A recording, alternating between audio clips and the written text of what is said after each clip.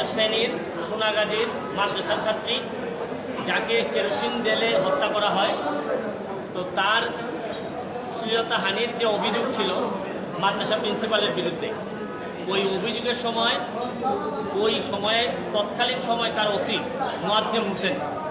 উনি তাকে তার রুমে নিয়ে গিয়ে জিজ্ঞাসাবাদের নামে যে ধরনের প্রশ্ন করেন, অশ্লীল, স্পর্শকাতর এবং ব্যক্তিগত তথ্য, এই ধরনের প্রশ্ন উনি করেন। প্রশ্ন করার পর উনি এটাকে ভিডিও ধারণ করেন এবং এই ভিডিওটিকে সোশ্যাল মিডিয়ায়, ইউটিউব, ফেসবুক, বিভিন্ন কিছুতে উনি সরবরাহ করেন। আমি নিজে বাদী হয়ে, আমার আইনজীবী বিভূতিভূষণ সরকার, আমি নিজে বাদী হয়ে আমাদের একমাত্র সাইবার ট্রাইব্যুনালে ডিজিটাল নিরাপত্তা আইনের 26,